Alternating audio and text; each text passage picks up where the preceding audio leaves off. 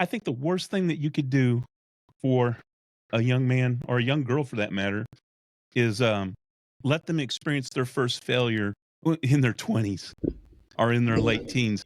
That's what's happening Ki- now. yeah, Yeah. kids, young people, whatever, need to experience failure at an early age because life is not fair. Mhm. It's tough, and especially in the job market, it's not a situation where you're not that special, you're not that unique. There's 10 people that I could have hired instead of you who would kill for this job, and you don't want to do it because you don't think you're being respected, or you can't be on your phone, or I've heard it all.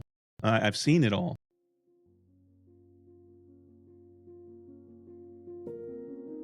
Welcome to Rebuilding the Village, a podcast that seeks to explore the causes of modern problems by examining the roots of our metaphorical village through the systems and structures in society that may have been disrupted in the technological and industrial era that we inhabit. Thank you for joining me today. My name's Patrick Bass, and I'm coming from the perspective of someone who has had quite a varied life, full of some really unique experiences. In fact, if I ran down a list of just the different things I would have done, you would probably think I'm a liar. But the fact is, it's all true. My first job right out of high school in the fire department. Worked my way up through there a little bit to a lieutenant. Became a paramedic. Became a police officer. Went to seminary. Became a preacher.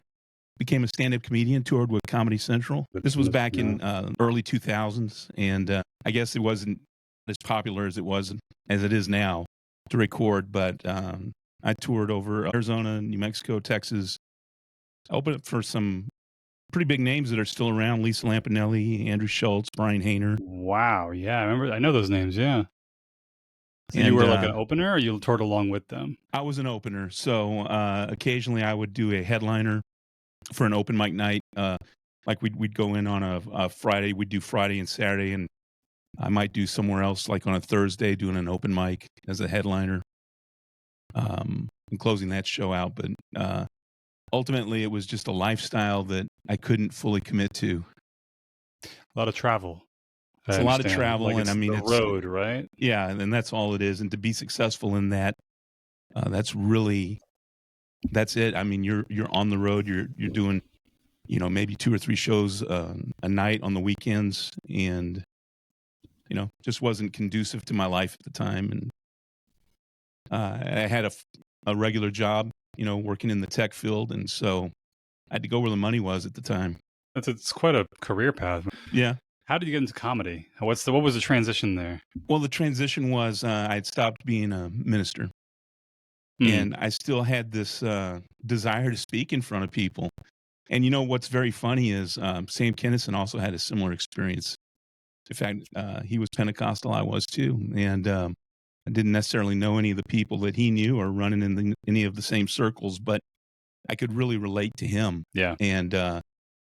And the experiences that he had were very, very similar to some of mine. Our humor styles were widely different.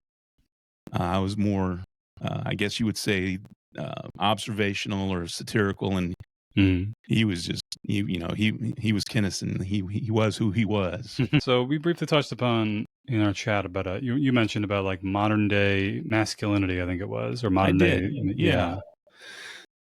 So I've written. So to come full circle, I've written a book. It's called The Modern Gentleman: A Guide to Essential Manhood. But the reason I did it, Michael, is because what I do now and where I see the state of our world in, I realized, one, there's a lot of guys, young men, older boys who don't even have a male role model or a male influence in their life, or they don't have a good one. And I'm certainly not saying that I'm the end sum of what that should be. But none of us are, but yeah. Sometimes you just don't know what you don't know if you've never been told. I'm a massage therapist currently, and I am it's like massage therapy, but really it's massage, capital underline italics bold therapy. Gotcha. Because people just come in and they will just divulge their entire lives to me and looking for advice and listen to, there's an ear to talk on. Sometimes they're crying about their marriage, their job, their kids driving, whatever it may be. But oftentimes it really astonishes me how many people will be at two different places in their lives or two different growth perspectives. It could be in the context of like a marriage, for example, where like the wife doesn't understand why the husband doesn't understand something about the dynamics of either like how to raise kids or how to do something, or they're talking about somebody they know. And the most common thing I always hear is like, how are you this age and you don't know this yet? As though like your own genetics just downloads information to you as soon as you hit that age. Like 30 years old, I know how to balance a checkbook. 40 years old, I know how to have a family. It's like, if like you said, if nobody taught you, how are you supposed to know? And that's exactly becoming a right. bigger and bigger problem in today's world. And that was the concept behind why I wrote this book, because, you know, to be honest, I gave you that little bit of a life history or bio about me, because along those paths, I made a lot of mistakes, a ton. And I'm by no means perfect. I continue to make mistakes, but I did somehow or another manage to learn from many of them.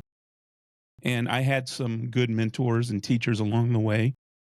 And because of that, I was able to grow and to learn. And I wanted to be able to pass that on to the next generation. I think the impetus for me in that was that I had a very serious medical condition. I had a pulmonary embolism, and I really had to face my own mortality. And I wanted, at some level, to, I guess, leave a legacy behind. If something were to happen to me. And this book is maybe a part of that, something that came out of that. But, you know, it covers everything from start to finish. How do you be a man who has traditional values in today's society? It's difficult, but it's not impossible. And with a little practical advice and some guidance, it's completely doable in a way that is respectable and uplifts other people and encourages other people, while also being true to who it is that we are as men. I think if part of masculinity is learning how to like endure and face adversity, I can't think of anything better that's going to do that for you than comedy.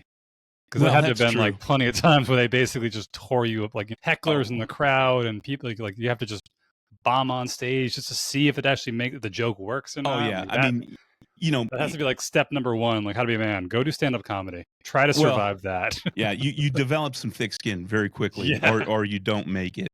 Yeah, that's definitely true. And I guess to some extent, anytime you put yourself in the public eye, you're going to need to determine or develop some grit and determination and some resilience. Kind of let it, roll off your back, as they say. Yeah, absolutely.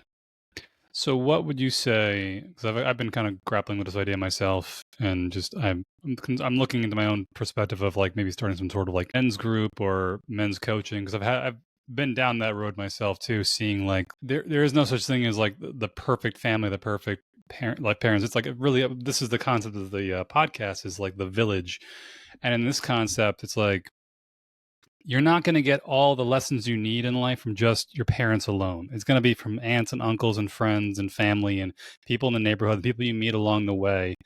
And part of that is kind of built into the structure of society in a way where you're interacting with tons and tons and tons of different people on a daily basis, a weekly basis, a monthly basis, whatever, in person, and learning little lessons along the way about how to be a man, how to be a woman, how to engage in society. Like you said before, I think we're seeing a pretty big drop off collectively in masculine values. But I will start off with saying, like, what would you define of what traditional masculine values towards like manhood would be?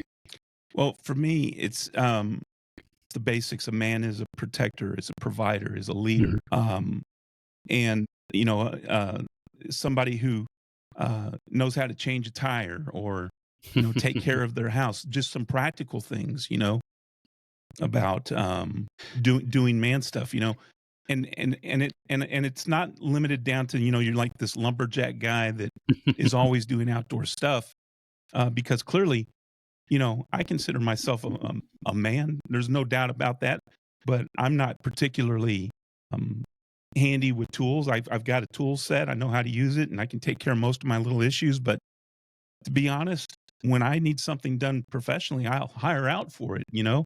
Mm. Um, so it's not just about that, but it's about how you treat other people, how Yeah. you exist in your relationship with others. For example, how you deal with people ethically and with integrity. So, you know, I would deal with you in a way that's ethical for our relationship, but my relationship with my wife, if I applied that same level of interaction, that'd be really bad. You know, I have a different relationship with her, and so the ethics of that relationship is different than the one that I might have with my best friend or somebody I just met Yeah. a few days ago. Yeah. So I guess the counterpoint to that would be, what would you define as classical feminine? Because I think people will hear that, like the first few points you said about being, you know, like a leader, being capable, changing a tire, things like that. People will hear, well, women can do that too. Like, yes, you can, absolutely. But in any context, I think people maybe make the mistake in the modern age of thinking like men equals masculine, women equals feminine, when really men have masculine and feminine, women have masculine and feminine, but we have different amounts of Sure. each. And then the question becomes like, what is your role in the context of the household and the community and the society, and what is maybe another person's role, and so to that point, what would you define as like the feminine? Well, I would define it in this way a little bit differently. Me being a man takes nothing away from a woman being a woman. It doesn't diminish a woman in any way. And in fact, my job as a man is to support and lift other people up. That's one of the ethical values that I hold dearly as a man, is that I should lift people up. So in doing that, you know, I'm not going to lord over somebody because I'm a man and this other person might be a woman. We have different strengths, we have different qualities, Mm-hmm. but we're both humans. We're both important. We both have things that we like and don't like and contribute to. And so what is my job is not to define who or what they are, but to lift them up and hold them up in what it is that they want to do. So, for example, what I mean by that, let's take the example of my wife again. Mm-hmm. Being a man of my household doesn't mean that I don't clean or I don't, you know, Yeah. do different things. Those are tasks, and tasks don't define man or woman. To me, and you know, my job the most important thing that I can do in my marriage is love my wife and help her to be the best person that she can be. And so in doing that, that embraces her as a person and as a woman. And in doing so, that just makes me a better man. I think what people make the mistake of thinking is like, just because people are capable of doing certain things doesn't mean they should be hyper encouraged to do them if they're not, for lack of better words, like naturally gifted in that direction. Right. Like if, for example, hypothetically you're at dinner with your wife and your kids, and out of nowhere somebody broke into the house, you wouldn't be sitting there, your wife going like, "Oh, you should take care of that." Why not? Because you're probably physically stronger than her is on average. So that's your opportunity to say like, yeah, I know you probably could attempt to beat him up, but the odds of me winning this fight are a little better. So let me put myself in front. Or flip it on its head and say something like child rearing, especially when kids are very, very, very young, that like, yeah, father will be involved in that process, but in terms of like the nurturing, the affection, like there's just like there's just this element to it that like what a mother can do that a father can't do to that same degree at a very, very young age, that is almost like imperative to the child's development. And then even that later on, when those roles kind of flip as the kid gets older, there's different things that dad does to kind of help to grow the kid up in a way. And like we each have our own, we can do it, but the world does better when we lean into what our strengths are intrinsically. I agree with you. Absolutely. I agree with you. It is possible for people to do it in a way that is contrary to what you said, but it works better. A child is just better off with a mom and a dad in the house. Yeah, Absolutely. That's just a fact. I mean, and you can spin that around and hate it as much as you want, but it's a fact. It's a scientific fact, and Yeah. it's a sociological fact. You know, it's and you know, so that's why I think it's so important for men to be present in the lives of their families and in the lives of the people that they love, and to be that role model.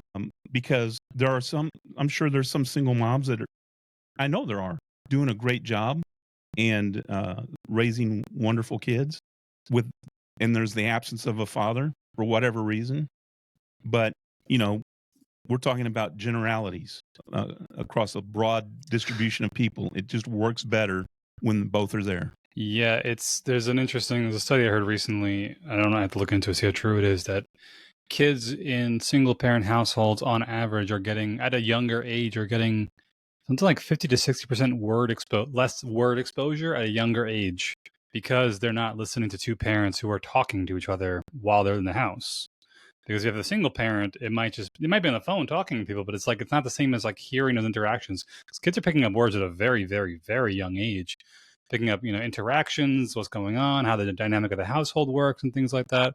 And when you have a single parent home, it really kind of causes this interesting disruption. I've met a lot of people over the years. I've seen like what that single parent household, not to knock them, I've seen kids from single parent households who really are crushing it in life, but on average, if you take all of them across the board, usually not doing as well as like a stable 2-parent household. And the interesting things that kind of come out of that person once they hit maturity and hit adulthood, like you said before, like, how can you expect people to know something that they were never taught?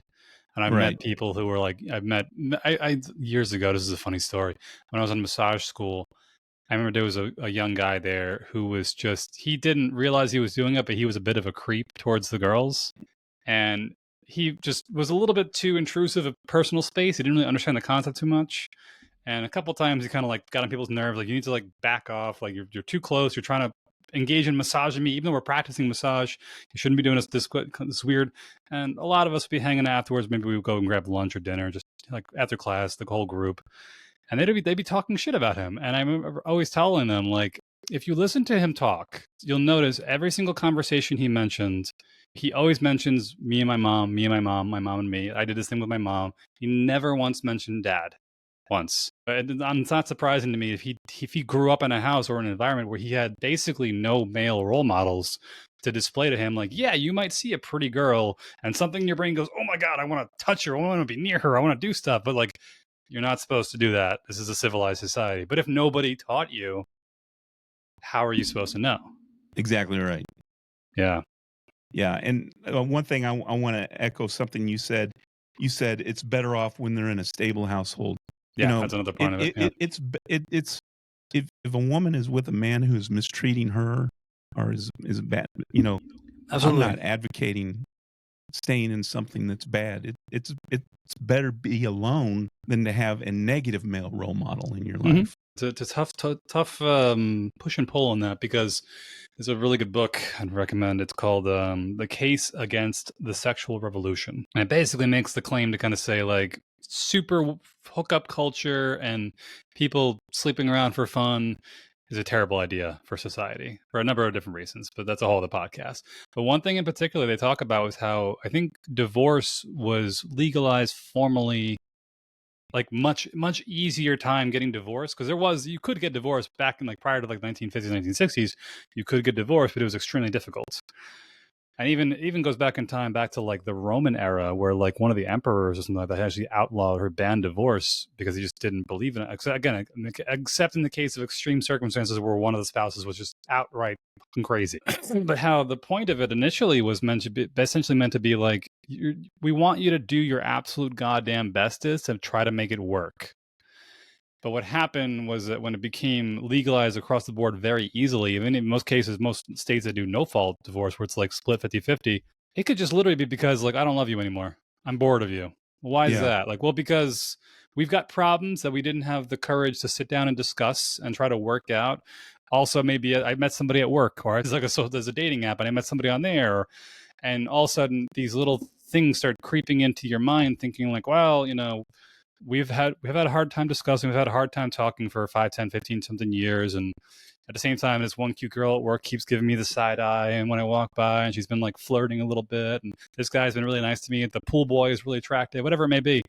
And these temptations are constantly around you.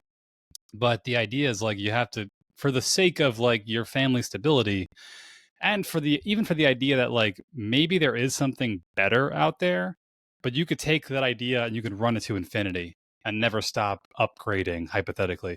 But in doing so, you don't get the benefit of seeing what life could be like if you really drill down deep into like working with one other person for as long as you can. And what ended up happening with the divorce thing, when it became heavily legalized, like the divorce rate skyrocketed because a lot of people were just like generally not happy. It wasn't like toxic marriages or, dangerous. It was just like there are arcs. I know someone's going to beat the crap out of me for saying that. There were plenty of cases of people who were like, marital abuse and things like that. Absolutely.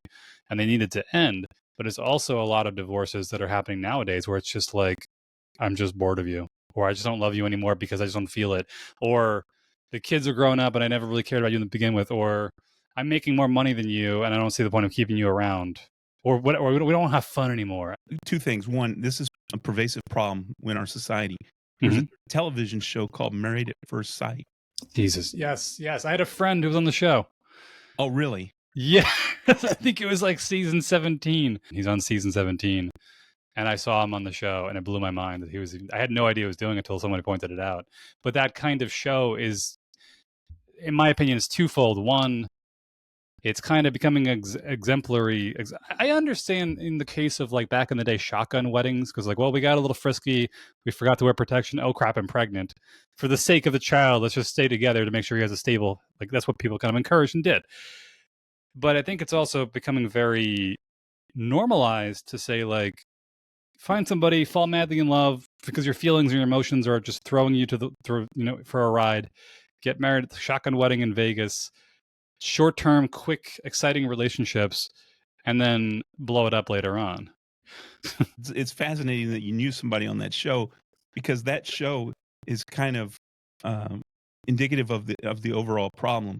Yeah. People treat it as an experiment, and full disclosure, my wife now, who we've been married for 10 years now, is not my only wife that I've ever had, and that, remember I told you I made a lot of mistakes. But, I think sometimes people don't understand the difference between a committed love and the feeling of being in love. Because, I'm sure there are days that I drive my wife crazy. That's the national anthem of every married man in the world. But we've made a commitment to one another, and we work at we don't work at trying to love each other. We love each other, but we work at trying to always improve our marriage. Mm-hmm. And sometimes it's easier than other days. Absolutely. But it's just like the alternative is horrible, because I couldn't imagine my life without her.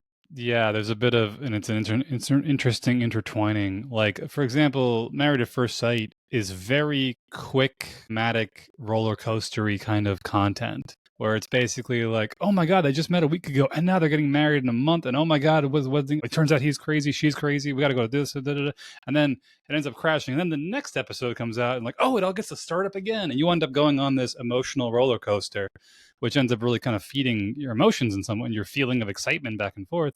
But this becomes a common problem where a lot of people will look at that, and a lot of young kids especially too, will look at that and think like, that's what dating and marriage is like. It's supposed to be a little bit chaotic, extremely chaotic, up and down, dating different people. And what you realize along the way is like, I heard this really good quote. I think it's a Carl Jung quote. And it's something like, marriage essentially is like a crucible that forges the best version of you from it. Essentially, it's like you're stuck with him, you're stuck with her, but like you two are basically taking vows in front of all your friends and family in this giant religious institution, or in front of a judge even, or a random dude in Vegas somewhere, that you're basically saying like, through thick or thin, we're gonna figure this out. And what they're kind of saying is like, you're gonna hit some rough patches. As good as life is gonna be, like no matter how hard you try, like you're gonna hit some rough patches. But rather than just jump off the boat and try to swim to shore, stay in the boat and try to level it out and do your best. That's exactly right. And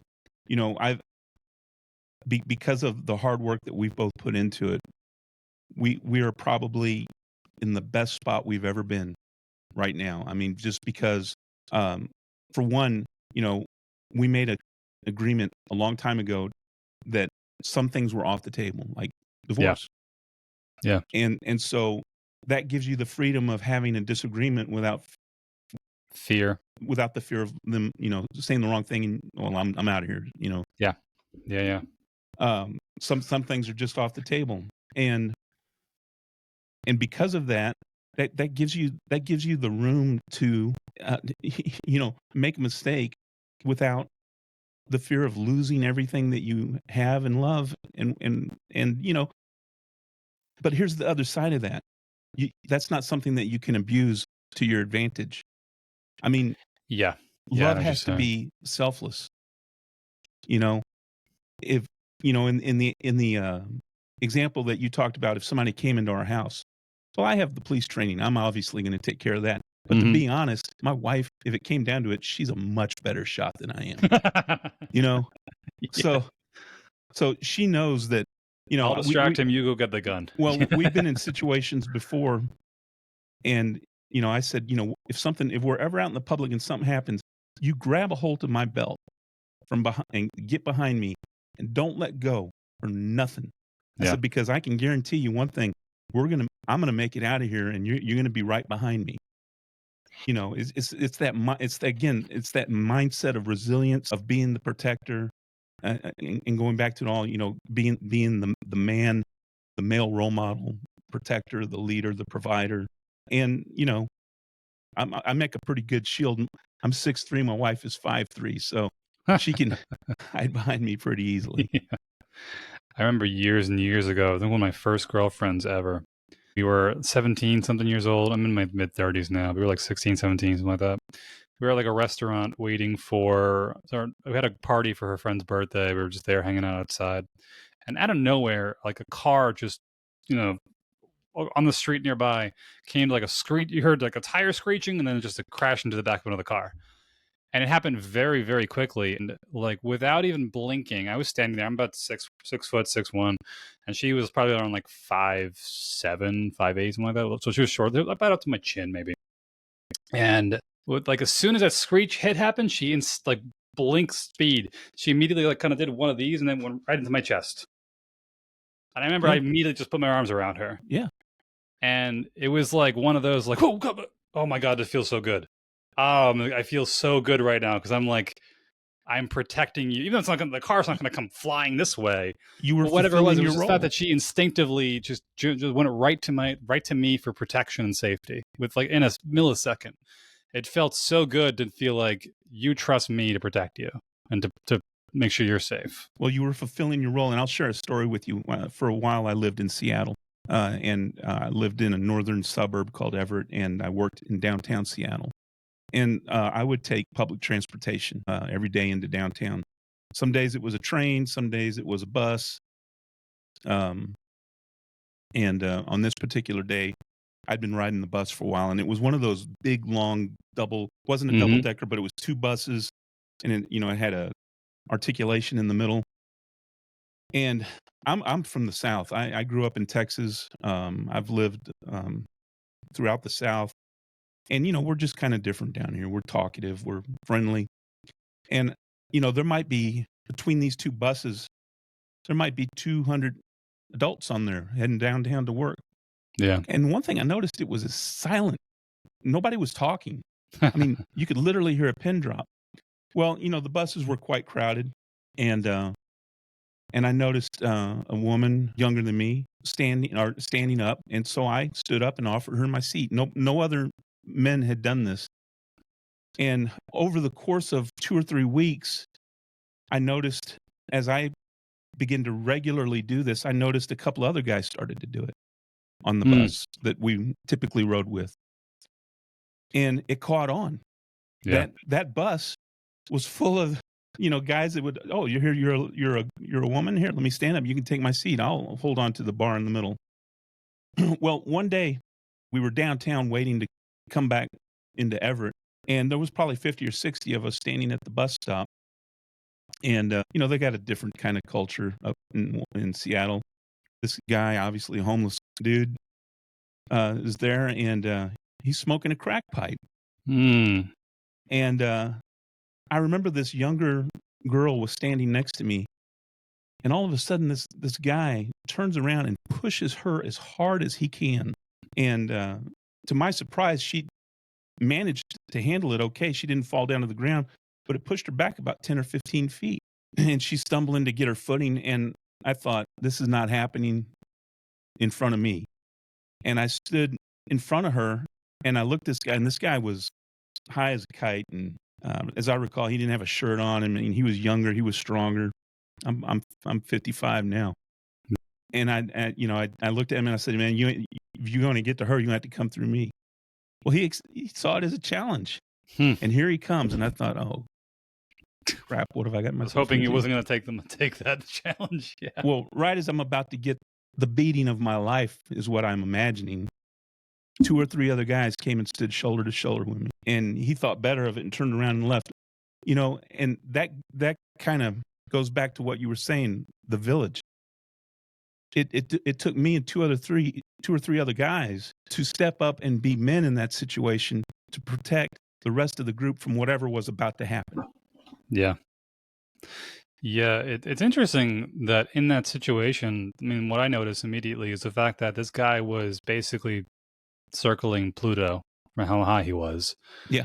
And even despite that, he took your challenge, but once he saw he was outnumbered, even though his brain is basically like melting right now, there's still a part of his brain that basically said, like, I can't take this fight. Like, I know when I'm outnumbered, I know when I'm being challenged, almost like that like protective, aggressive, assertive masculine needs to step back and be like, okay, this is too much. Even as much as he was just out to lunch right now. Yeah. There's still a part of your brain that's deep in there that is not being affected by drugs and alcohol, whatever he was using, that is still rational enough to realize, like, I fucked up. I need to not engage this any further. Yeah.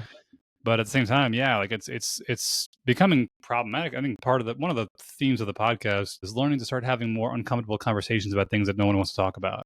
Because it's becoming a problem. It hasn't affected me directly, but I started to see, like, my friends, my family, people are afraid. They're dancing around topics. They're afraid to say certain things. Because like you said, maybe the bus was silent. And I was thinking the bus was silent because, like, people were afraid to have their conversations eavesdropped on. And it may have been everyone was exhausted. It was a long day and they were all just kind of zoning out. But I think even nowadays, like, this is a common thing I think you might see. Like, if you're walking down the street in, like, New York City, I live in Long Island in New York. If you're walking on the street and you're having a conversation with somebody, if it's really busy, you don't really care. But if it's like you're walking on the street, having a conversation, and there's somebody walking the opposite direction that's about to walk past you, it's interesting to see, like, that people will change the volume of what they're saying, or depending on what they're talking about, they'll kind of like lower. So it might be 2 guys who are walking together, and there's a woman walking the opposite direction towards them, and they're just going opposite directions. And they'd be like, "Oh my God, my girlfriend, she's so hot." And they say like talking about girls. And then as soon as she starts to get close, they'll soften. They won't say a word, let her pass, and then start bringing back up what they were saying, or vice versa. How you do kind of become like more cognizant of what you're saying or what you're thinking, depending on who's around. But the problem becomes when, like, you're afraid to even think it. And like people are getting more defensive about, like, their thoughts openly in public and speech and things like that. I think like Twitter is starting to become or X now, starting to have problems with, like, the free speech thing. But back when Elon Musk took over, there's a lot of, like, lines of code that was like shadow censoring, shadow banning people. And there is something in that with when you said you're in the bus with those 2 or 3 guys, where it was like, if somebody stands up, it will bring out something in other people around you to also stand up. But if nobody stands up, And that's actually happened where I've seen there's been like, I think there was a video I caught the other day. It was a woman on campus at a university somewhere, and she was being like assaulted, and I think her pocketbook was being stolen or something like that. And I think she might have managed to like disarm a gun from this guy, but the video footage, it shows the woman being like whatever attacked, but like 10 feet away on the grass nearby is a guy just sitting there staring at it, minding his own business. And but people talked about it, and they basically made a point to say like masculinity has been so attacked nowadays that men are just afraid to try to be a good Samaritan like these situations, because what happens if that person goes like, you accidentally did something inappropriate in the process of trying to save me from a robber. Or this is a good example. You ever heard of Good Samaritan laws? I don't know what sure. states they apply to, but Most like states. yeah, and how it's like even me, I'm certified in like CPR. And sometimes it's like, I think with CPR, it's like if they basically say like, if you don't feel like you're breaking ribs, you might not be pushing hard enough. And sadly, that's true. And it's true, but at the same time, it's almost like I've heard stories of people who are just like, yeah, I gave him CPR and saved his life, but they're being sued now because I broke some ribs. And it's like, would you rather broken ribs or would you rather be dead? And then people basically just say like, I'm not even going to do CPR anymore. Or that girl who's being assaulted, I'm not going to do it anymore because I'm afraid. There's a guy in the city who was like a subway. He was like an ex-Marine who I think he killed a homeless guy by putting him in like a chokehold on the subway. But that guy was like assaulting the girl, and he's now being like charged and fined for it. So now other guys are going to look at that and say like, if you're in trouble, I'm afraid to help because I'm going to get prosecuted for it. I'm going to get persecuted. And like, so at what point where do we draw the line as far as like, looking at a situation and saying like, I did this with positive intention, even if something bad happened by accident. Like if you got into a fight with that guy in the bus with two other guys, and in the scuffle, some people nearby got hurt because they were being tossed around. Like that wasn't intentionally part of the process. It was just an accident because it was chaos. But they'll say like, oh, I'm suing the bus company and you because you hurt me while you were trying to protect me from a crackhead. Yeah, and that's like, where's the line? That's part of the problem, right? People are too litigious, but you're probably familiar with the quote from Edmund Burke. It says, the only thing necessary for the triumph of evil is for good men to do nothing. It only takes one person to stand up for what's right. And you might not make an immediate impact, but you might be planting a seed that bears fruit later on in the life of somebody who saw that action. And, if you still have to use wisdom. I mean, in the case that you said of CPR, if somebody truly needs CPR, they're technically already dead. So the worst that you're going to do is not revive them, right? Yeah. The best case scenario is that they revive and have some quality of life. The reality is, I've only, a paramedic for 10 years. I only saw bystander CPR work maybe once or twice, Yeah. But for those one or two people, boy, did it make a difference, But, as an example, when I go out, I carry a concealed weapon. That's a personal choice that I've made. And the reality is if I ever had to use that, even if I'm in the right and I have 100% justification and it's absolutely the only call, it's the right thing to do, I'm probably still going to get sued. I might even face legal prosecution because we live in this crazy world. But, there's the other concept, and you've probably heard this, I'd rather be tried by 12 than carried by 6. You do those things with proper training and with wisdom, and, you don't act, they're a tool to be used when the situation is its most dire.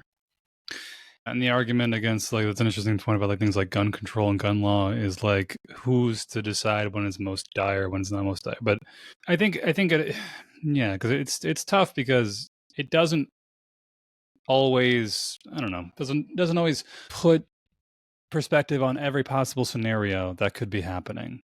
Because it's like if you I've heard the counter of the argument towards like more and more gun control and things like that is like hypothetically you're in like an active shooter situation, you're in like a mall or a school or something like that, and you maybe have a concealed weapon, but you don't know who it is or where they are, then it's not much help.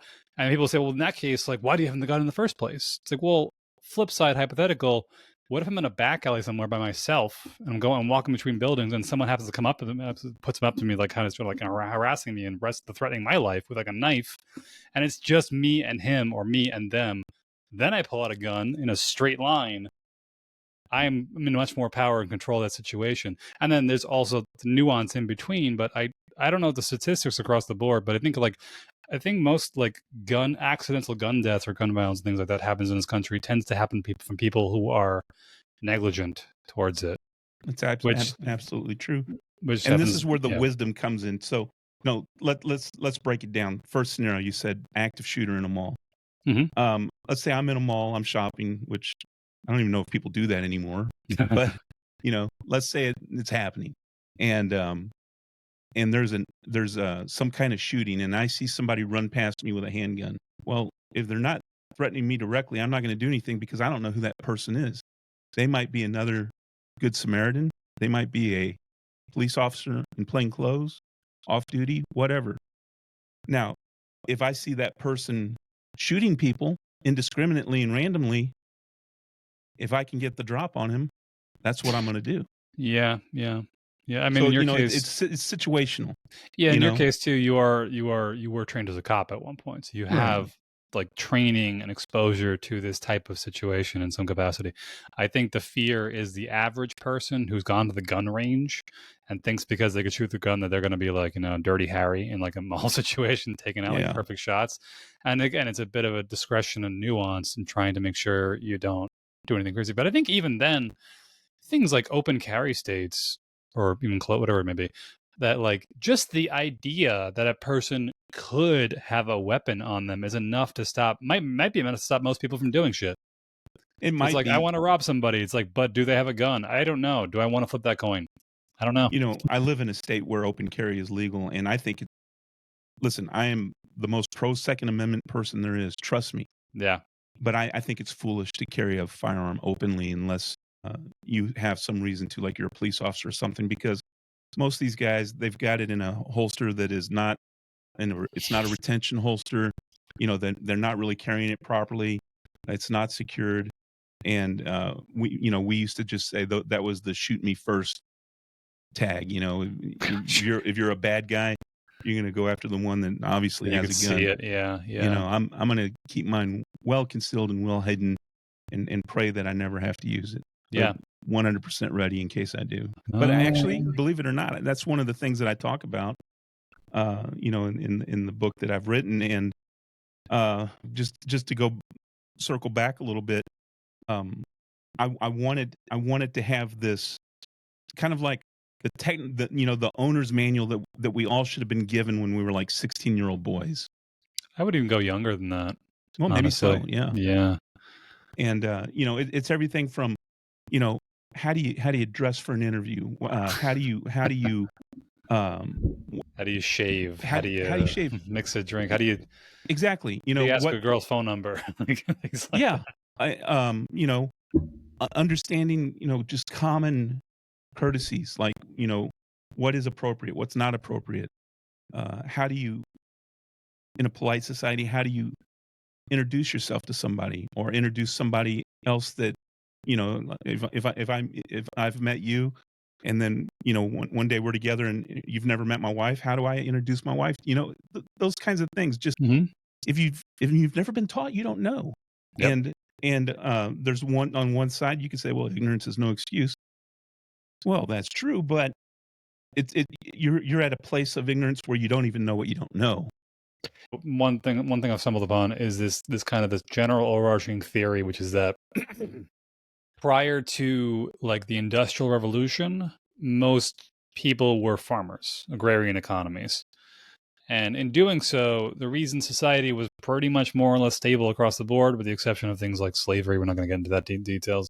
But most people were just most people were just like average, simple, basic farmers, and they kind of just lived off the land.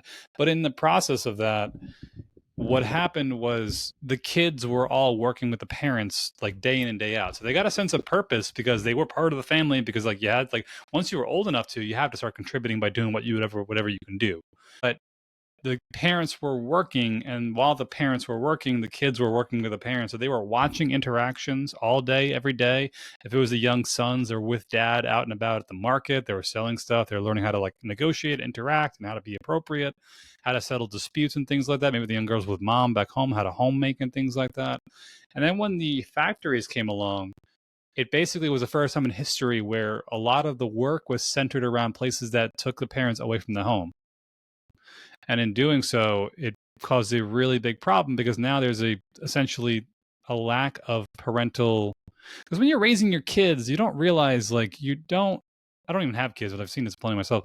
You're not you're not parenting when you think it's time to parent. You're parenting all the time that you're around them. Every interaction you make, everything you do, they're watching everything.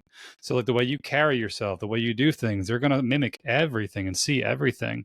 So if they don't have that constant exposure to just witnessing and watching and repeating and trying things that you do, they're going to learn from somewhere. And then essentially what happened in the last 250 years, the school system was great, but the school system traditionally was actually designed to produce factory workers.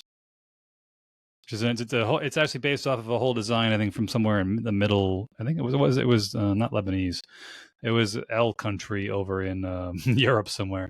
That like when the bell ringing in between classes was the same thing as the bell ringing to shift change at the factories. So what they were trying to do essentially was create factory workers by putting through the school system, by kind of getting to like follow the rules. Here's the basics of what you need to learn so you can go to the factory and do your job, which is not bad for some people in society because they may just like their highest calling in life might just be basic factory work. But it also really kind of pulls back a lot of other people's potential if they have a lot more potential to offer intellectually or in a skill-based way or something they're just naturally good at. And the school system as it is today, especially in the past 100 years or so, is mostly female dominated, mostly.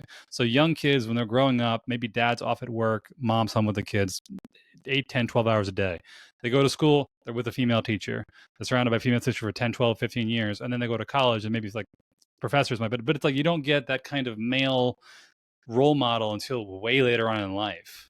And Right. it's started to see this societal level shift in things, wondering why people like why men aren't men anymore, what's happening to masculinity and testosterone's going down, and how it's starting to cause problems in an interesting different direction in that tradition. I mean, we talked earlier about masculine and feminine. I remember hearing discussion was talking about like if you have a society that is completely masculine and like basically no feminine, you have like a tyrannical patriarchy. That's what people say nowadays, like, oh, it's a patriarchy, it's toxic, but it's like tyrannical, it's totalitarian, it's a dictatorship, because masculinity tends to represent like order, stability, structure, but you can't rigidly structure everything. You have to have some fluidity and some dynamics and some change, and that's where the feminine comes in. Feminine tends to be more like creative. The feminine is referred to also in the context of like chaos, but chaos is not intended to be like complete mayhem.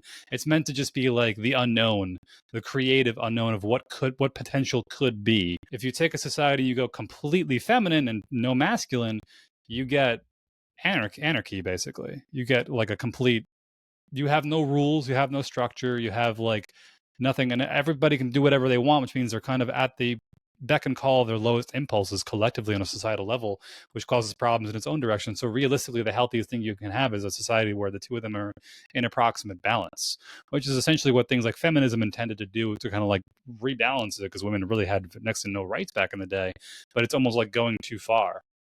And now what you're seeing, like you mentioned with the book that you wrote, The Modern Gentleman, how like men's role models were mostly women, or women in society or in their lives telling them how to do it. And then when they become full-grown adults, they're like, I don't understand why being a nice guy is such a bad thing. I was told to be a nice guy. I was told to just like make sure everyone else is happy, and told to do it. And it tends to be like, well, you've leaned too much into your feminine. Now you need to relearn your masculine. Yeah, and worse still would be a situation where that predominant female force is one that is has an agenda to promote a certain ideology that doesn't just promote feminism in terms of advancing women, but denigrates men. And suddenly now everything becomes the fault of men. And anything wrong in the world is because we have men who are it's the extreme manly. case. So what is the solution?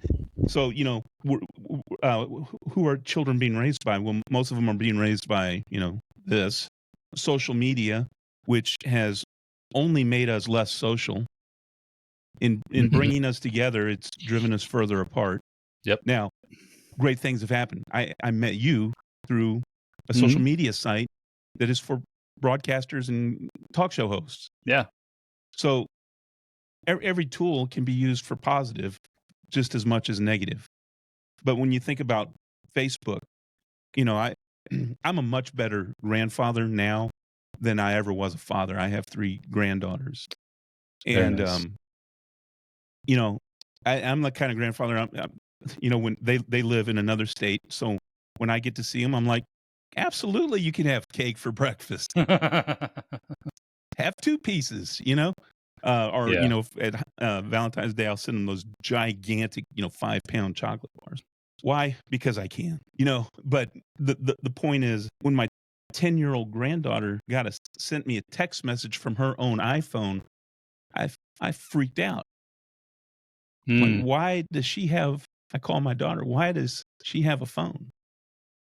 Well, we use it for this or that. And I'm like, she's got a Facebook profile. She doesn't need one. Yeah, I can Do talk to that you pretty understand? extensively. That's like throwing a little lamb out into a pack of wolves. I've heard this good quote: when you give your child a phone, you're not giving the world to your child. You're giving your child to the world. And that's exactly right. And luckily we were able to rein that situation in. And she still has it, but it's got controls on it now that prevent her from, and it's monitored and things like that. And I get it. In today's society, being able to get a hold of somebody is increasingly important. I understand all that. I'm just saying it's a slippery slope.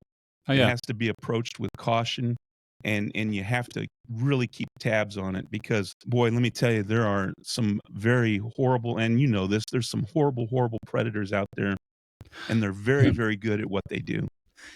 I had this thought, and I had it a while back, and I had this concept of like, the one thing that protects people from toxic masculinity is masculinity. It's like the one thing protecting you from the male psychos is the male not psychos. Yeah. You kind of want to respect and have their, some degree of like respect towards like their capacity to protect you from the wolves, so to speak. It's like the concept of a sheepdog. Yes. There's a book that just came out recently, and I've been telling everyone and everyone their grandma to read it. It's called The Anxious Generation. And basically what it talks about is like this great like rewiring of youth nowadays through the lens of what social media is doing to kids. It's a number of different layers deep. The 3 biggest things I can point to is like essentially that the early in the 1960s, 1970s is around a time when super duper safe parenting started to creep up in the form of like not letting your kids out past a certain, like it used to be like when the street lights come back, come back home. That's it. Yeah. That was the deal. And it was kind of like, and of course, there probably were stories of kids that terrible things happened, but statistically, overall, for the entirety of society, there was more productive adults being produced by the system than there were problems happening along the way. But arguably, what happened was we started to get much more defensive about our kids, doing way too much about trying to protect them. Every little has to know where they are 24/7. Have to have a tracking device on their phones so you can check them at all times. Can't let them out to go up on their own until they're like 13, 14 years old. Even nowadays, there's a lot of schools that basically do like, they'll do recess for like half an hour when the kids need like 2 hours minimum. They'll do like half an hour, and then they'll only allowed to play certain games as long as a teacher is supervising. I graduated high school in '87, so in the early '80s and '70s, I was in elementary school and middle school, and we learned a lot of valuable lessons in the playground. Yes, there'd be a couple of teachers up at the front, but we'd I'll never forget why we did this. But if a couple of kids got into a fight, we would all stand in a circle and sing "Happy Birthday." I guess it's almost embarrassing to be like, I can't beat the crap out of you with the birthday song. Well, no, we were trying to distract the teachers from the fact that in the middle of our circle, there was a couple of kids duking it out. Yeah. But we learned a lot of valuable lessons. I think the worst thing that you could do for a young man, or a young girl for that matter, is let them experience their first failure in their 20s or in their late teens. That's what's happening now. Yeah, kids, young people, whatever, need to experience failure at an early age because life is not fair. It's tough, and especially in the job market, nobody, um, it's not a situation where you're not that special, you're not that unique. There's 10 people that I could have hired instead of you who would kill for this job, and you don't want to do it because you don't think you're being respected, or you can't be on your phone, or I've heard it all. I've seen it all, and you need people. I think the biggest problem is people need to develop grit and determination through just the general hardship of life. That's going to build in them some resilience so that they can become who it is that they ultimately want to be. Are these people really happy? These withdrawn, uh, you know, guys in their 20s that are just withdrawn and just kind of, I don't know. I don't want to be disparaging of anybody, but that wimpy, weak, withdrawn. Everything scares them. They don't have any skills. They don't know how to do anything. Are they really happy? I don't think they are. They're miserable. But the problem, the book makes a good point to talk about. The problem is that we kind of did that to them in a way. The village society did it to them because, like you said before, ideally a kid gets a lot of exposure to problem solving on their own in the context of their friends on the playground or whatever it is, or just like having an internal sense of like confidence to realize if there's a problem and it's not cataclysmic, I don't need to call mom and dad. I can figure this out. And then the earlier you do that for young kids, the better off they are in the rest of their life, because rather than basically tell them like you're going to go from like being working in the mailroom to being the CEO, you basically are kind of giving up. Like, you work the mailroom, then you're going to work lower management, then middle management, then upper management, then you're going to like be an assistant to a board of directors, and then maybe one day, if you're really good, you'll be. So you kind of gradually piece them up that ladder, rather than saying you're going to jump 10 rungs in one jump, and if you miss and fall, you're going to fall off and die. Yeah. For the young men thing that you mentioned a second ago, that book makes a good point. This actually happened to me too. I used to have quite a bit of problem with like video game addiction, where I was basically just like totally recluse in my room. I just wouldn't do anything. And like I remember times when I was in high school, and I had friends that would come by. And back in the day, when you're a little kid, it's hide and seek. When you're like a teenager, it's manhunt, because you can't say hide and seek, but it's basically it's hide and seek for teenagers. That's funny. And they would literally come to my house and be like, "Hey, do you want to come outside and play some manhunt?" And I'd be like, "I can't. I got to be on the video games with other people to do this one particular thing. We got a raid." I was World of Warcraft. That was me for like 10 years. And the book makes a pretty good point to talk about how like the problem was twofold. Is that one, we really didn't give a lot of space for young boys to develop the way they needed to. We're losing male role models as a result. Society itself doesn't really favor the typical old school masculine type character and traits. We went from a strength-based economy to like a knowledge-based economy, which tends to be where women tend to accelerate, because women are more intelligent on average anyway. So like a job where you have to just sit down, not even a job, in school where you have to sit down and just, sit in your chair and just stare forward and focus. Young girls are fantastic at that. Boys suck at that. We're like energetic little psychos at that age. Right. Yeah. And why there is a medical condition there, but why do you have to be defined and labeled by, what your proclivity is or what your issue is? Yeah. You see that a lot with things like, oh, I'm neurodivergent, and I identify as this or that. Well, why do you have to be defined by just these couple of things in your life when you're a complete person? Social media has a big part to play in that. Exactly, it does. and to go back, yes, society did do this to us. Yeah. But on the other hand, we also stood idly by while society did this to us. It was a slow burn. We didn't realize what was happening because oftentimes you can't write up the results of an experiment until you finish doing the experiment. Which means we were the first guinea pigs, basically. Yeah. We were the first, So, yeah, I mean, when I grew up, when I was, young kid, we didn't have computers. We didn't get that until, much later. And boy, I was on the bandwagon because I was like, this is awesome.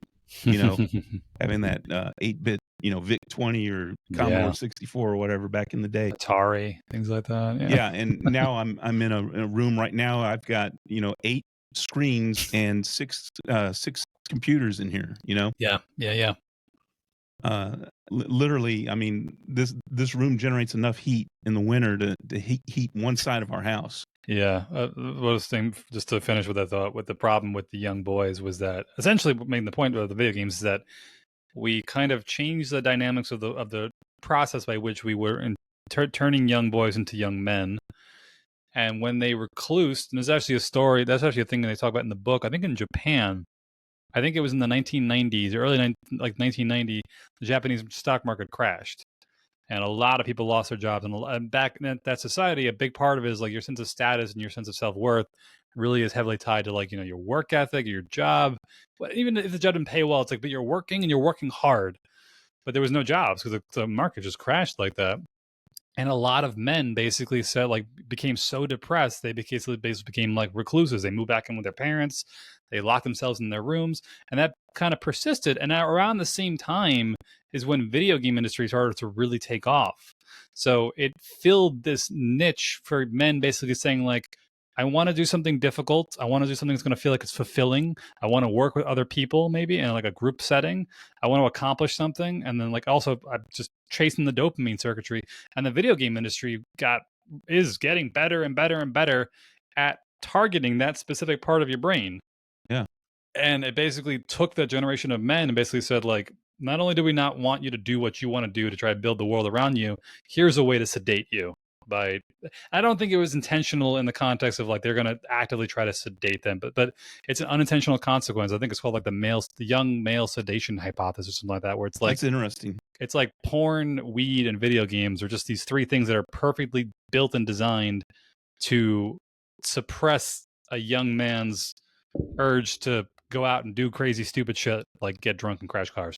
But yeah. I think historically that even across societally, throughout time, one of the biggest threats, and this is where I'm sure it's like a feminist wet dream hearing this, that historically across time, one of the biggest threats to societal instability was young men. And the way that because that oftentimes, like, if they're not really doing something productive, they end up getting rowdy and problematic, and you start getting like crime starts to increase, gang activity and gang violence and uprising starts to increase. And the way that we basically figured out across time essentially to contain that was the concept of monogamous marriage. I was kind of saying, like, no matter who you are in society, what rank you're at, you can find somebody, you can settle down, and this person's yours, you're to them as they are to you. And then if you have kids, and this is another thing I'm hearing about, like, in terms of biology, like the dad bod and things like that. When a guy has kids, his testosterone will naturally drop off a bit.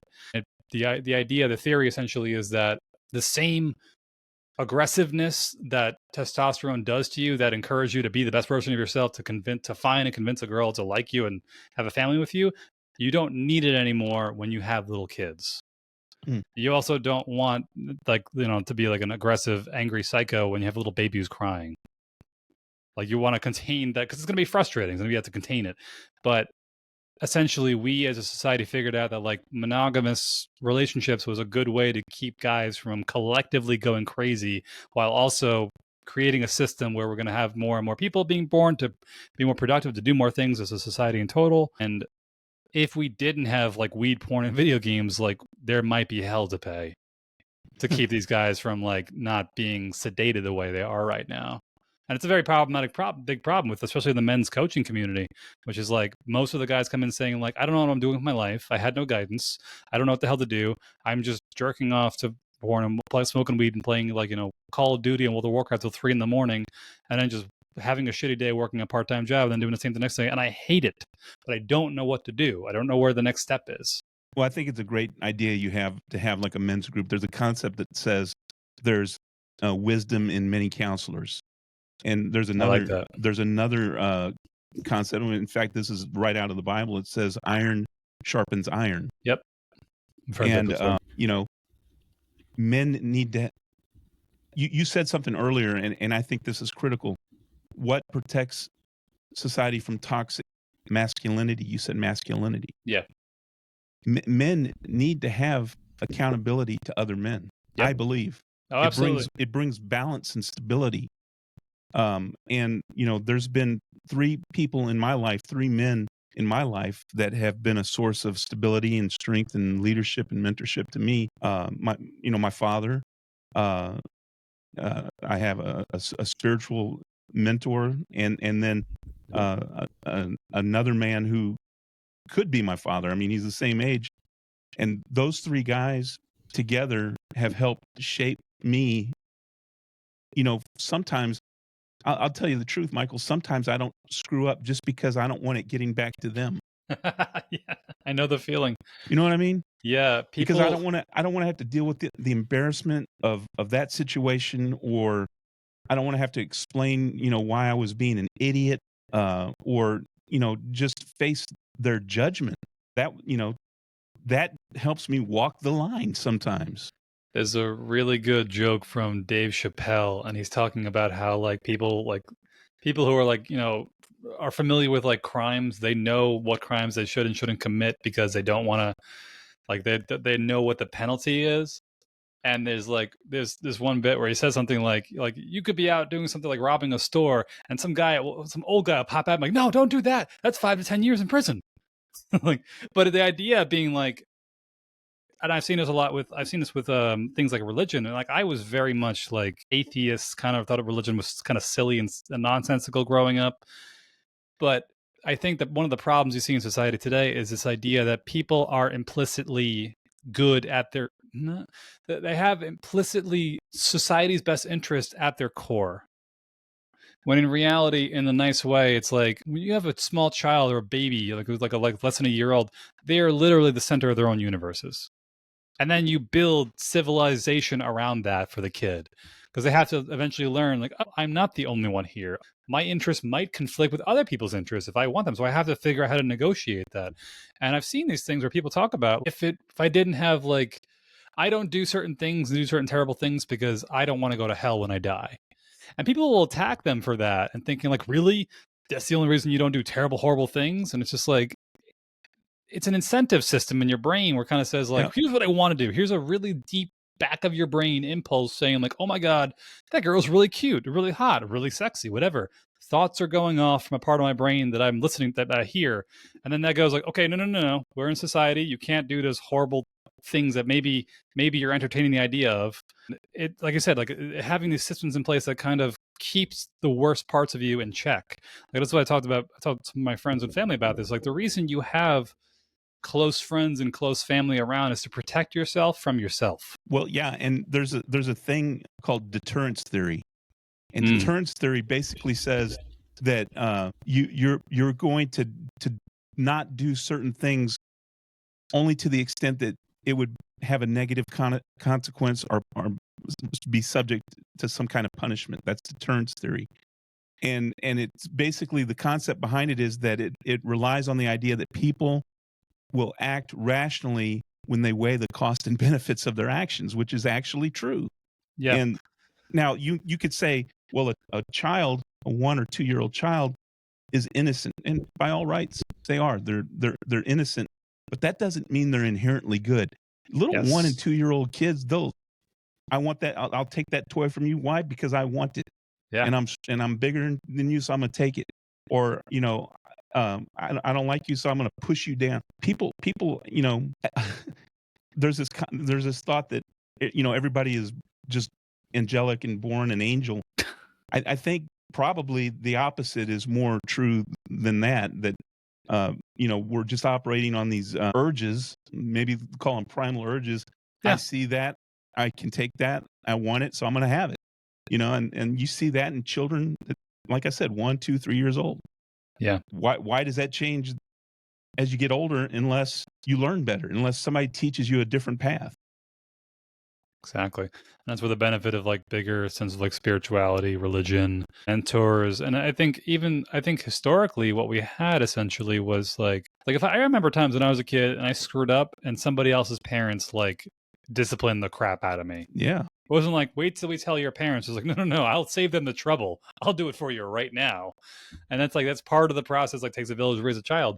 That like everybody kind of chips in towards keeping the. There's a book I remember reading was talking about how, like, I think in Japan again, or China or Japan, one of those Asian, maybe somewhere in Asia, where traditionally, if you're out in public and you have a little kid who's like 2-3 years old, maybe something like that, and they're throwing a tantrum and they're screaming and they're yelling and they're freaking the F out, every adult in the area will all give like a death stare to that kid.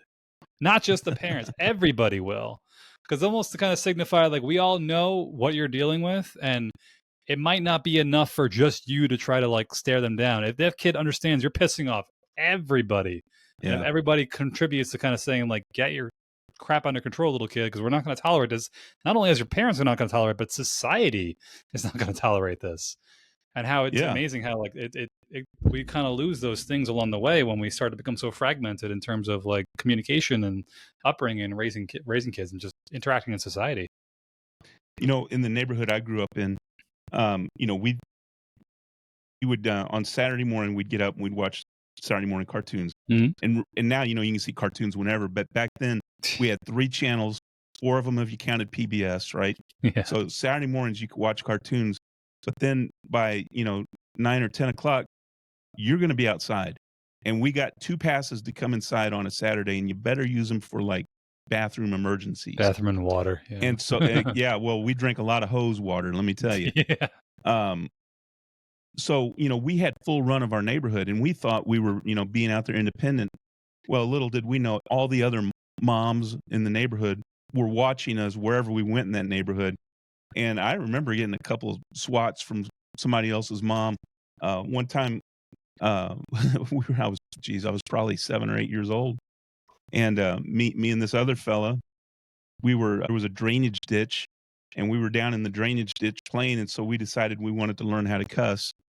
And he had heard a couple of words and I had heard a couple of words. So we kept trying them out, seeing, you know, because I mean, you know, you got to practice this stuff. It just doesn't come naturally. Well, one of the other moms overheard us, tore our ass up, sent us home. And by the time I got home, my mom had already gotten like 2 or 3 phone calls from the other moms in the neighborhood. I got it again from her. And then when my dad got home, I got it again from him because I had upset my mother. Yeah. I've talked to my father is in his he's 68, he'll be 69 this year. And he told me about how, like, growing up, he grew up in Brooklyn, in Manhattan, in Long Island. And they'd be outside playing stickball or whatever games they're playing. Lots of boys running around, little boys, little girls, everyone's running around. But there's always like someone's grandma or mother was sitting on a stoop somewhere nearby just watching. And that's something in the book that book I mentioned earlier, The Anxious Generation, they made a point about that, talking about how essentially we used to trust kids to basically be able to solve things on their own, which now we have to interfere with everything rather than letting them just kind of like. And also, we used to not be afraid to let other parents discipline our kids in case we weren't around to see it. And now it's like, God forbid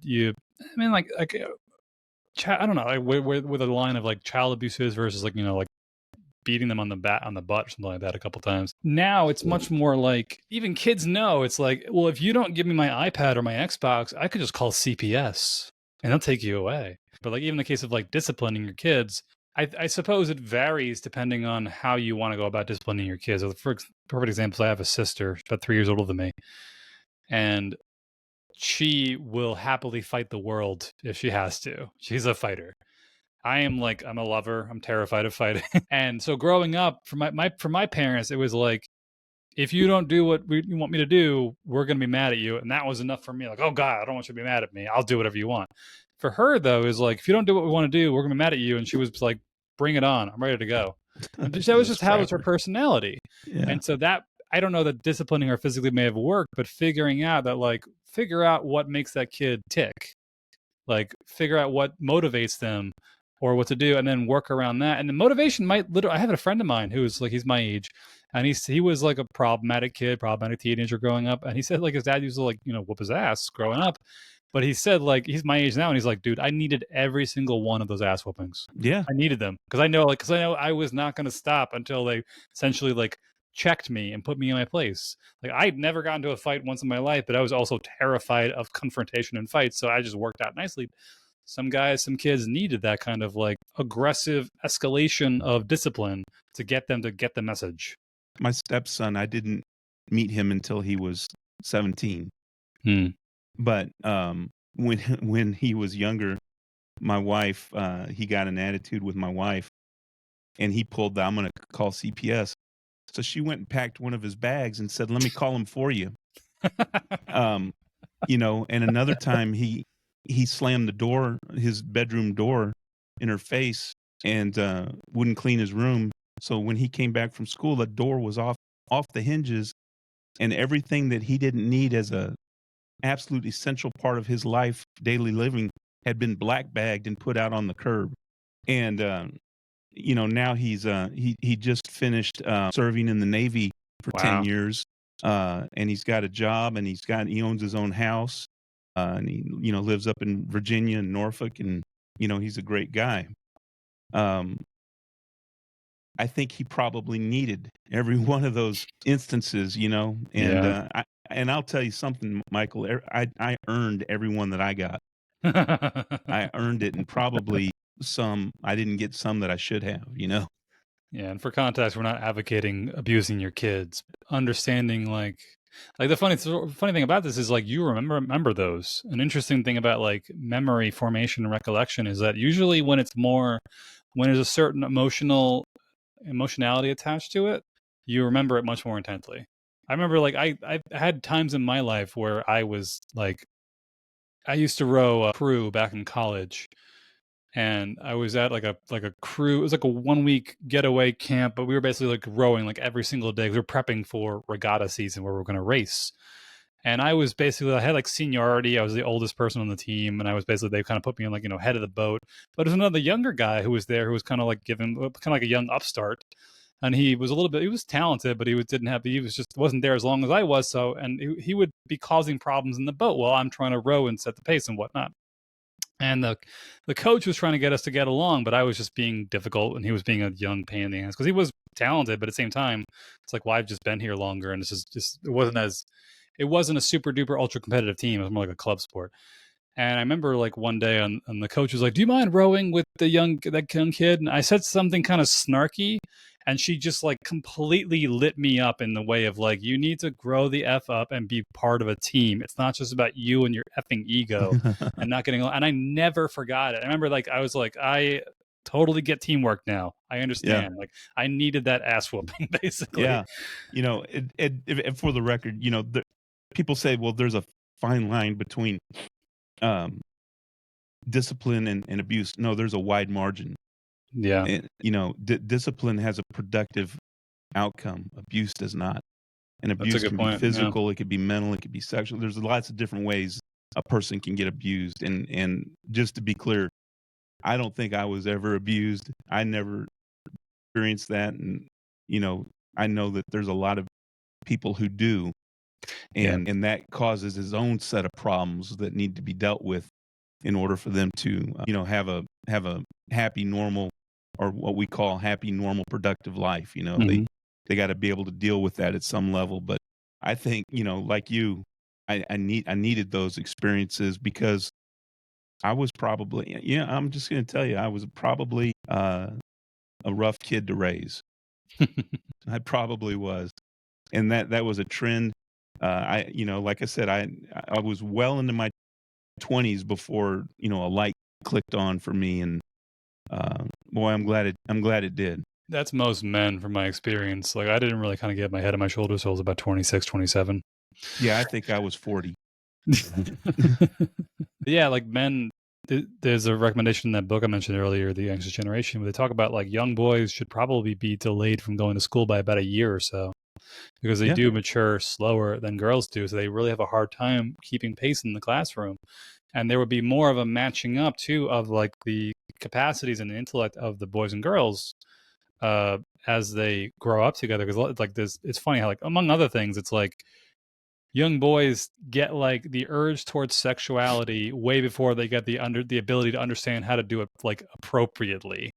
for lack of better words. And the girls are they mature very quickly, so they understand like the nuances and whatnot of attention and conversation. The guys are just like, I just like that you have boobs. That's all. I don't know how to talk to you.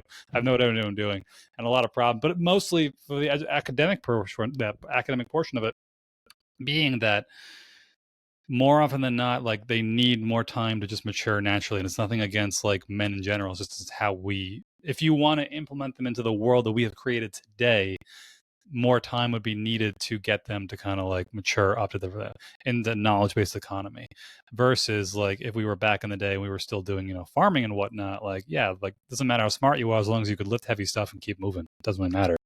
I've got a radical idea. I think people who get out of high school should not go to college straight away. Oh yeah, I agree too. Yeah, I wish I'd taken a year off. A couple of years. I think they should go do some kind of public service, whether it's go in the military or join the Peace Corps or do something where you serve others, in whatever capacity that is. That'll give you a chance to get out there and get some of that life experience you need. And then if college is the right path for you, do that. If a vocational school is, do that. Or if you just find a calling that doesn't require any additional school, go do that.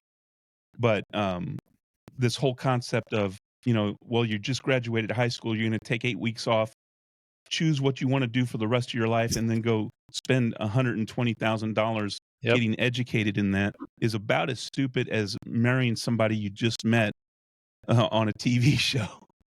That's a good tie-in. Yeah, that's a good tie-in from what we just talked about earlier. Yeah. I wish I had waited a year or so. And so you mentioned your life trajectory is a little all over the place. I'm actually right in the exact same boat.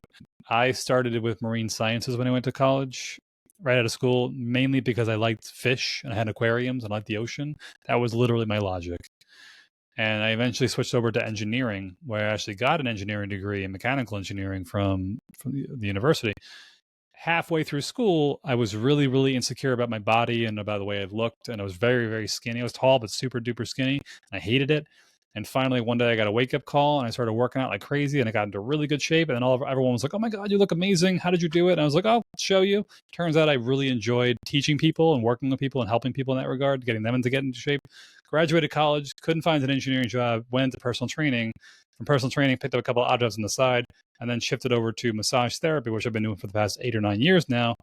And I'm still enjoying it, but I'm probably going to be shifting to moving down south to the Georgia, Carolina area with some friends who have opened up an HVAC cleaning business down there. They're doing really well. And then I'm also doing podcasting and I might do men's coaching. So I'm literally all over the fucking place. That's awesome. It's like a crazy life path. Yeah. Yeah. And I'm still on that crazy path. I've been throughout all of those things that I've done, I've managed to keep a job in the tech field for 27 years.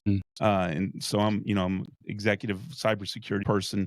And I also teach at a university part-time. So very nice. The point is you can have a lot of experiences. And, I've heard it said that most people have 2 or 3 main careers in their lifetime. And that middle one being the one that they kind of stay with the longest. But, you do something in your youth that may last a few years. That's what I did. And now I'm in that middle. I probably got more behind me than I do ahead of me. But, I've been doing this other thing for 27 years.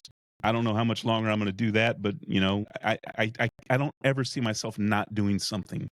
I'm always going to be doing something, whether it's writing books or, being on podcasts or, talking to other people. Because one of the things in all of those experiences, one of the things that I found out is I actually like working with people and helping people. Same here.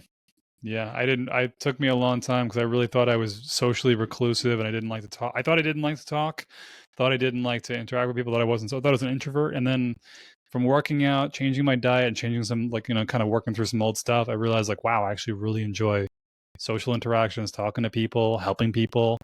And it's funny how part of that, I think, can even sometimes tie back into your childhood in a way. Like me, when I was a kid, I was very shy as a kid, but my mother was also very much like a helicopter mom. I love her to death, but she really was trying to protect me in ways I didn't need to be protected, which led me to not take as many risks in life. It's letting me be very kind of overprotected. And now I'm in my mid-30s trying to break that whole thing and kind of go in a completely different direction.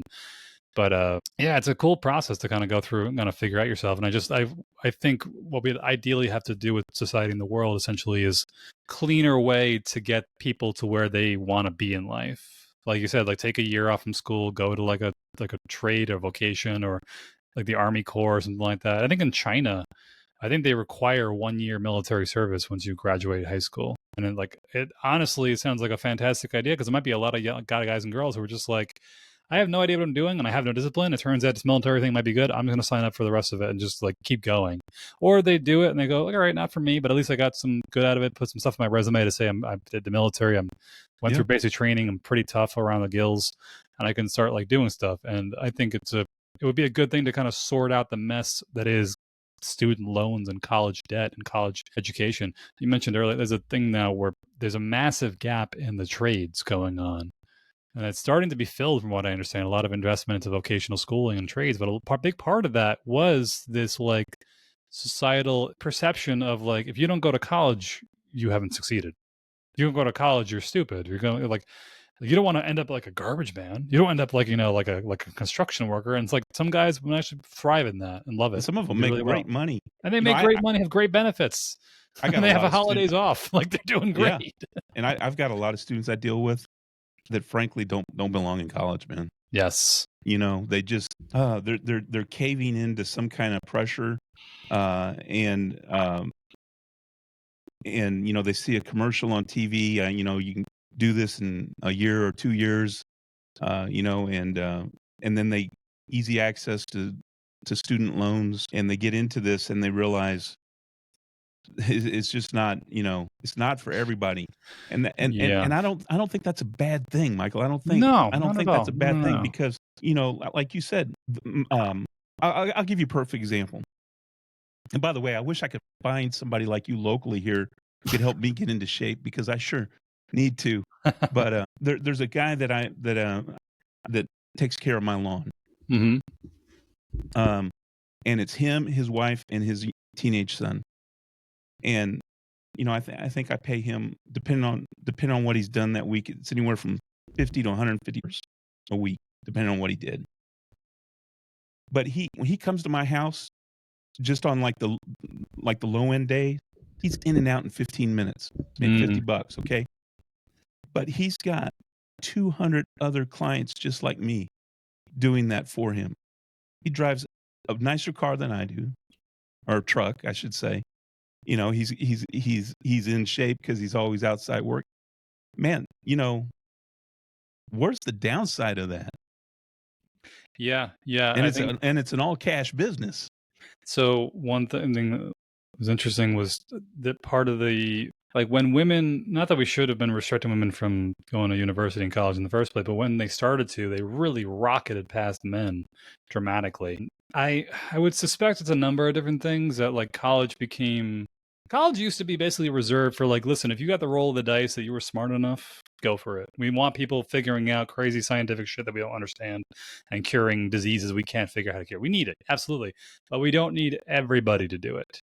And there is a certain status associated with like, oh, you have a college student. This is a funny thing I heard about it. It's like on the dating apps, as a guy, if you say you have a master's, you get like 80 to 90% more likes or more swipe rights.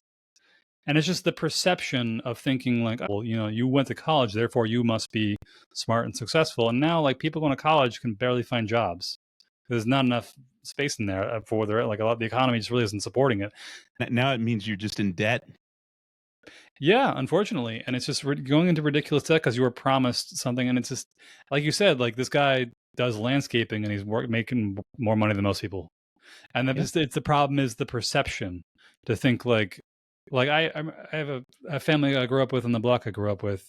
The father was a plumber and the mother was a stay-at-home mom, as far as I know.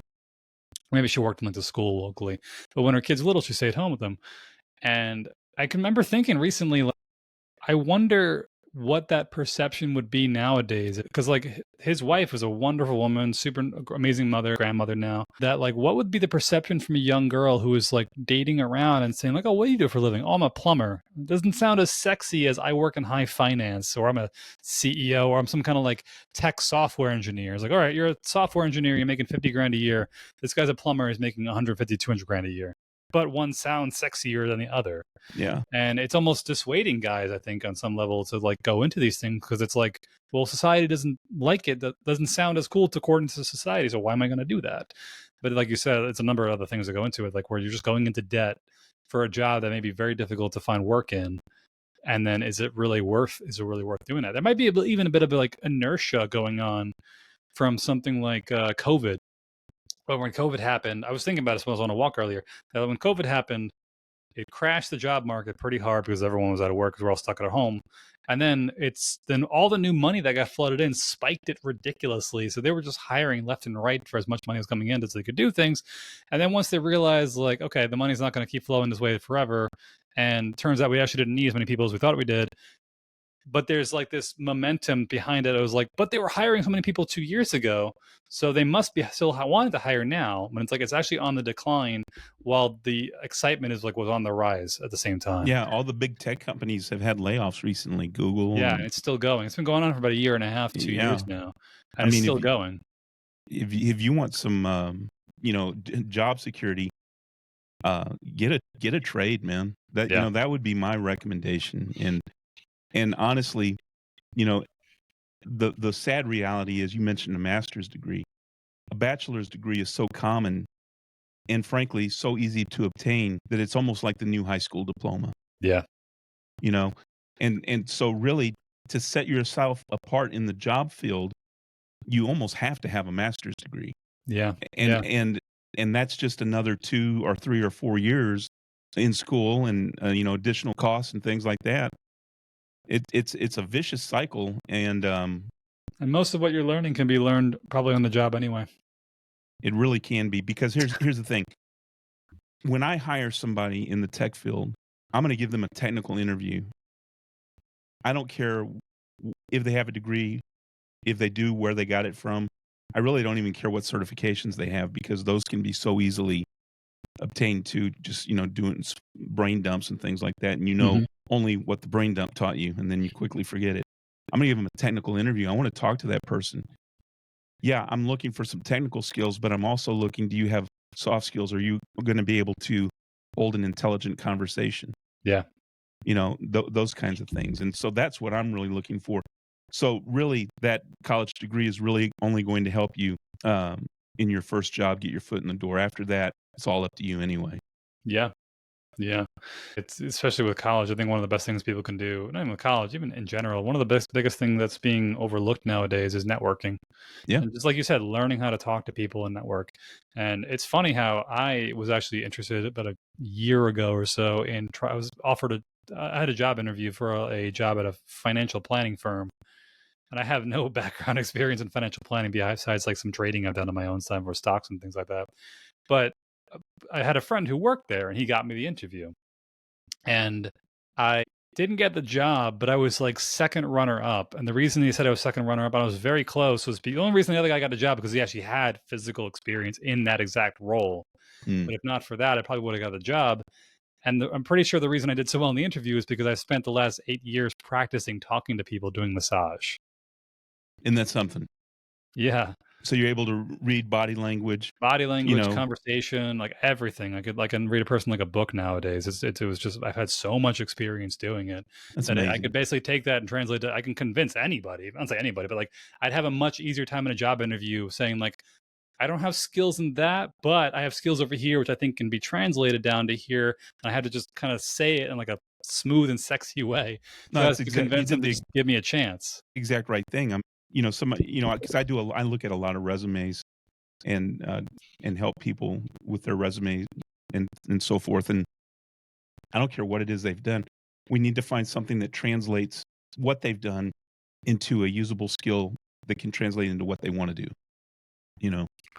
So it's not, I don't care so much of what you did, but what was the result of what you did. Yeah. It's I think the focus is on the wrong skill set, because like going to college doesn't prep you for the nuances of working a job with other people in a company that has a particular goal that might not be in alignment with you, and having to navigate and learn and do certain things and being in different roles and different jobs. Like, it's not always that the job is even going to have like specific exact things they may have like have you doing a variety of things, and it's just going to morph over time. And the only way you can learn that is actually by being on the job itself, rather than going to school for 3, 4, 5 years. And even funny enough, that reminds me of the master's program. One of the biggest things I think I see is like people going for like MBAs and whatnot for business programs, and it's like, I'm willing to bet the people running the program have never actually owned a business. So they don't even know like what they're teaching the logistics of the theory behind it. And the guys who actually run the business, no, it's like, it's not that, doesn't work like that. It's way different. Yeah. I for me, and this is a quote in my book, I said, the most important thing I ever learned was, or the most important thing I was ever taught was how to learn. Yeah. And if you can grab a hold of that skill so that you become self-educated, or make it so that you can educate yourself, let me say, man, there's nothing that you can't do. Yeah. So at that point, the only thing that's slowing you down is you. Yeah. Basically. But to kind of, bring it full circle, what I would say is the world needs men and the world needs women. Mm-hmm. And we need to support one another.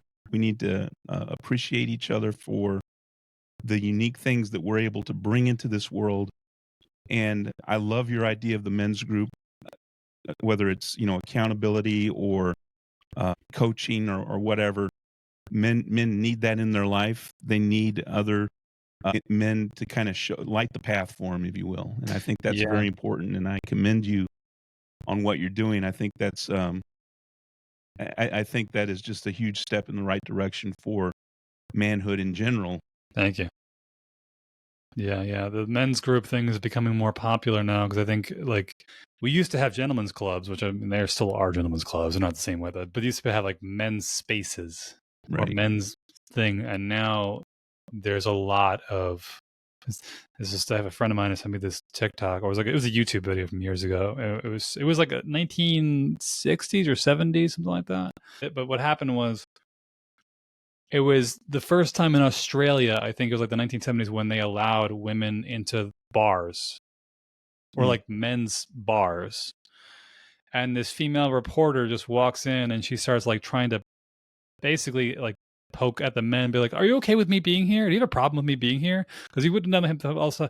And like, you could just like, she's trying to like goad them into like an argument to kind of say like, what is wrong with women being here? And these guys you can just see on all their faces like, I'm literally here because I'm exhausted from work and I just want to relax and recover.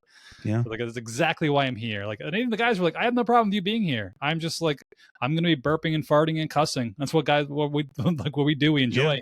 But it was kind of like this space where it's like guys are rejuvenating by being around other men. Yeah. Even if they're not talking, but it's just like this sense of like, I don't know, masculine energy that goes into the space that kind of recharges us. That having men around in that capacity helps. And like, again, there's benefits to why you want to be around men versus women in X, Y, and Z. But having those spaces kind of, let's say separated, but like having a space to go to where it's like, I need a guy's perspective who's been through this before to help me solve this problem, so I could take it back to the world or to my family or to whatever, and then try to resolve it. Yep. I think you're exactly right. I mean, sometimes that's why I go fishing for the afternoon with a buddy, Yeah. Absolutely. Just, get out on the lake, and we may not even talk to one another. We may just sit out there and fish. There's a comedian, I forget his name, and he was talking about how, like, he said he walked in on his girlfriend one day and she had a bunch of her friends there, and they were all like in a circle talking to each other, making eye contact, and it creeped him out. And he's like, what? This is so weird. And then like a week later, he had his buddies over watching a game, and they were all facing the same direction, watching the game, not making any eye contact. And she walks in like, you guys just sit there not looking at each other, not talking? And he's like, yeah, it's awesome. It's amazing. Yeah. It's so they say, sometimes you ask a guy, what are you thinking about? He's like, nothing. That's probably true. Yes. He probably is thinking about nothing. Literally nothing. Yeah. It's sometimes you need that, just like that empty void space to just let your brain just cool off, basically. Maybe the best part of his day. This was awesome. Thank you so much, Patrick. Where can we find Your work. You can go to Amazon and search my name, Patrick Bass. I've got 2 books. One is called Burn Your Ships, How to Conquer Doubt and Live Without Limits. And the other is The Modern Gentleman, A Guide to Essential Manhood. And you can get the Kindle version for free. So there's no reason why you can't read this book if you want to read it. So I encourage you to get it and read it and use it and use some of those techniques to help you be a better man. Fantastic. And you have the website is pwbass.com? Yes, it is. Perfect. Thank you so much for your time today. I appreciate this. Thank you, Michael. This is wonderful talking to you. Have a great day. You too. Bye-bye.